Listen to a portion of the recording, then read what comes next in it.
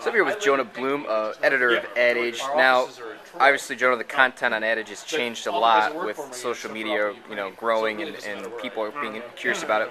What are your thoughts and opinions on how things have shifted based on this rapid influx of people wanting information? Well, I mean, obviously, whenever you get one of these kind of new movements in marketing, everyone piles in there, and some people do that very superficially, and they just want to tick a box. Oh, I need to have a social media campaign. My boss says we need a social media campaign. How much does it cost to put an ad on Facebook? And you get that type of stuff. But I mean, I think what we're seeing in this case with social media, I do think we're seeing a deeper understanding of that, and I do think we're seeing a phenomenal demand for information from marketers. I mean, I mentioned before that there was a big ANA study where 40% of marketers now they had two choices for the most effective and important branding channels available to them, and they put social media, 40% of them put social media as their one or two choice for that really effective branding medium. I think that tells you just how important these people feel it is today.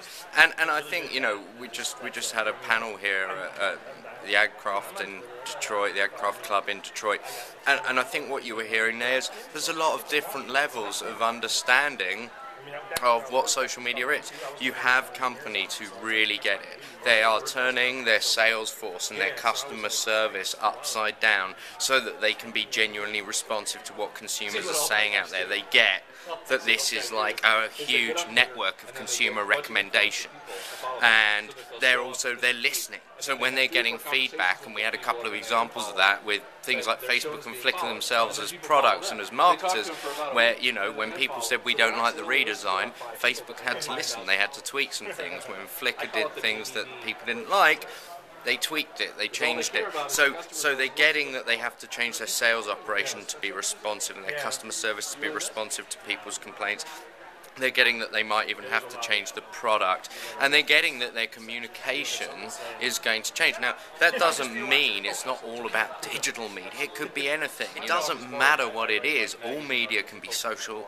A hell of a lot of offline media is incredibly social. We know that we all talk about TV shows probably more than anything else. One of the top trending topics on Twitter is very often going to be the TV show that's on at that moment that a lot of people watch.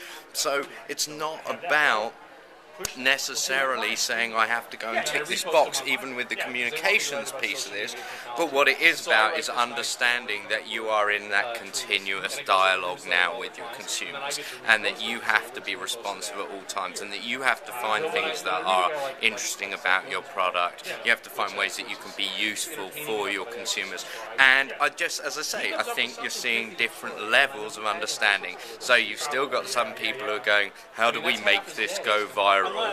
And you've got other people at the other end. Zappos is the most oft-quoted example, but I think you're seeing some real smarts now from JetBlue.